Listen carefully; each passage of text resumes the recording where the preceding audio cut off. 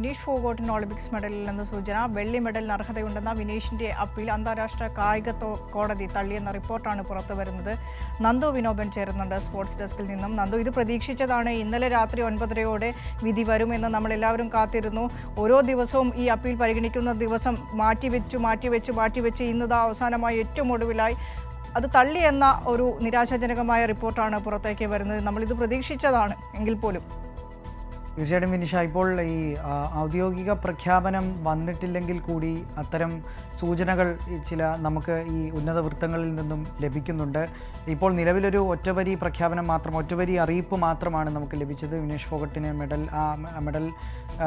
നൽകുക എന്നുള്ള അപ്പീൽ നിലവിൽ തള്ളിയിരിക്കുന്നു. ഔദ്യോഗിക പ്രഖ്യാപനം ഇനിയും വരാനിരിക്കുന്ന സാഹചര്യമാണ്. കാരണം ഇതിൻ്റെ ഔദ്യോഗിക വെബ്സൈറ്റുകളിലടക്കം ഈ വിധിയുടെ പകർപ്പോ അല്ലെങ്കിൽ ഇത് തള്ളിക്കൊണ്ട് ഇപ്പോൾ എടുത്തിരിക്കുന്ന തീരുമാനത്തിൻ്റെ പകർപ്പോ ഒന്നും തന്നെ പുറത്തു വിട്ടിട്ടില്ല എന്നുള്ളതാണ്. എന്തായാലും 16-ാം തീയതി നമ്മൾ വീണ്ടും ഈ ഒരു വിധി പ്രഖ്യാപനം 16-ാം തീയതിയിലേക്ക് മാറ്റി വെച്ച സാഹചര്യത്തിൽ അതിന് മുന്നോടിയായി തന്നെ ആർബിട്രർ ഇത്തരത്തിലൊരു തീരുമാനത്തിൽ എത്തിയിരിക്കുന്നു എന്നാണ് നിലവിൽ ലഭിക്കുന്ന സൂചന.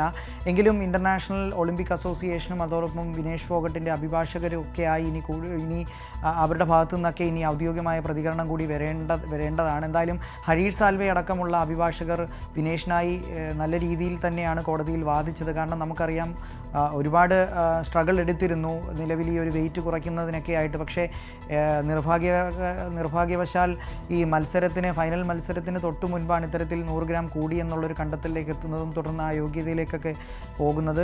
എന്തായാലും ഇതിൻ്റെ അടിസ്ഥാനം എന്താണ് എന്നുള്ളത് ഒക്കെ ഇനി കോടതിയുടെ നിരീക്ഷണങ്ങൾ എന്താണ്, ആർബിട്രറിൻ്റെ നിരീക്ഷണങ്ങൾ എന്തൊക്കെയാണെന്നുള്ള കാര്യത്തിലടക്കം ഇനിയൊരു സ്ഥിരീകരണം വരേണ്ടതാണ്. ഇനി വരും മണിക്കൂറുകളിൽ വരുമെന്ന് പ്രതീക്ഷിക്കുന്നു.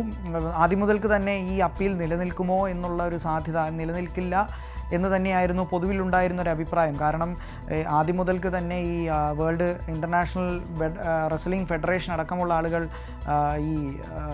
ഇതിനെതിരെ രംഗത്ത് വന്നിരുന്നു. കാരണം നിയമസാധുതകൾ പരിശോധിച്ചാൽ ഇത്തരത്തിൽ ഇങ്ങനെ മെഡൽ പകുത്ത് നൽകുക അല്ലെങ്കിൽ ആ ഒരു ക്വാളിഫയിങ് വെയിറ്റ് പരിശോധനാ സമയത്ത് ഇത്തരത്തിൽ വെയിറ്റ് കൂടുകയാണെങ്കിൽ അത് അയോഗ്യതയിലേക്ക് തന്നെ പോകും എന്നതടക്കമുള്ള കാര്യങ്ങൾ അങ്ങനെ തന്നെയാണ് എന്ന് ഈ അന്താരാഷ്ട്ര ഈ റെസ്ലിംഗ് ഫെഡറേഷൻ അടക്കമുള്ള ആളുകൾ മുന്നോട്ട് വന്നിരുന്നു. അത് അങ്ങനെ പറഞ്ഞു വന്നിരുന്നു. അപ്പോൾ അങ്ങനെയുള്ള ചില കാര്യങ്ങളിലൊക്കെ ഉയർന്നു വന്ന സാഹചര്യത്തിൽ വിനേഷിന് ഇങ്ങനൊരു മെഡൽ ലഭിക്കുമോ എന്നുള്ള കാര്യത്തിൽ ആ സാധ്യത സംശയകരമായി തുടർന്നിരുന്നു. അതിൻ്റെ കൂടി അടിസ്ഥാനത്തിലാണ് ഇപ്പോൾ ഇത്തരമൊരു സൂചന വന്നിരിക്കുന്നത്.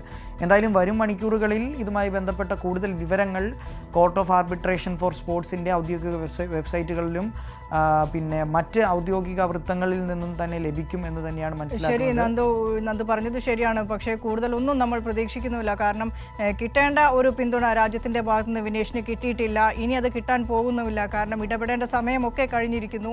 അന്താരാഷ്ട്ര കായിക കോടതി ഈ അപ്പീൽ തള്ളി എന്ന ഒരു സൂചന പുറത്തേക്ക് വരുമ്പോൾ അത് ഏകദേശം ഉറപ്പിക്കാമെന്ന് തന്നെ കരുതുന്നു. എന്തായാലും ഔദ്യോഗിക സ്ഥിരീകരണം വരട്ടെ.